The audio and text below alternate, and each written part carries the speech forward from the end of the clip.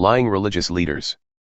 But there were also lying prophets among the people then, just as there will be lying religious teachers among you. They'll smuggle in destructive divisions, pitting you against each other, biting the hand of the one who gave them a chance to have their lives back. They put themselves on a fast downhill slide to destruction, but not before they recruit a crowd of mixed-up followers who can't tell right from wrong. They give the way of truth a bad name. They're only out for themselves. They'll say anything, that sounds good to exploit you. They won't, of course, get by with it. They'll come to a bad end, for God has never just stood by and let that kind of thing go on.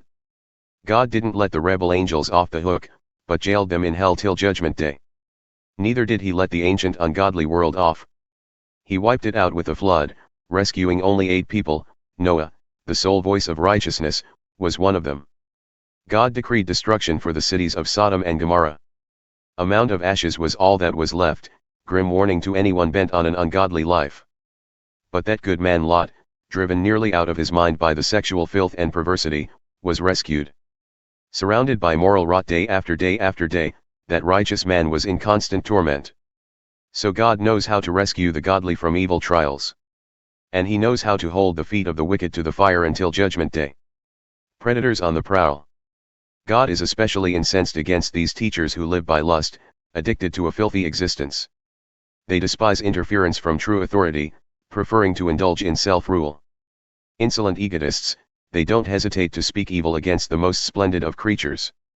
Even angels, their superiors in every way, wouldn't think of throwing their weight around like that, trying to slander others before God. These people are nothing but brute beasts, born in the wild, predators on the prowl. In the very act of bringing down others with their ignorant blasphemies, they themselves will be brought down, losers in the end. Their evil will boomerang on them. They're so despicable and addicted to pleasure that they indulge in wild parties, carousing in broad daylight. They're obsessed with adultery, compulsive in sin, seducing every vulnerable soul they come upon. Their specialty is greed, and they're experts at it. Dead souls. They've left the main road and are directionless, having taken the way of Balaam, son of Beor, the prophet who turned profiteer, a connoisseur of evil. But Balaam was stopped in his wayward tracks.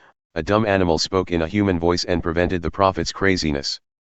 There's nothing to these people, they're dried-up fountains, storm-scattered clouds, headed for a black hole in hell. They are loudmouths, full of hot air, but still they're dangerous. Men and women who have recently escaped from a deviant life are most susceptible to their brand of seduction. They promise these newcomers freedom, but they themselves are slaves of corruption, for if they're addicted to corruption, and they're enslaved. If they've escaped from the slum of sin by experiencing our Master and Savior, Jesus Christ, and then slid back into that same old life again, they're worse than if they had never left. Better not to have started out on the straight road to God than to start out and then turn back, repudiating the experience and the holy command. They prove the point of the Proverbs, a dog goes back to its own vomit and scrubbed up pig heads for the mud.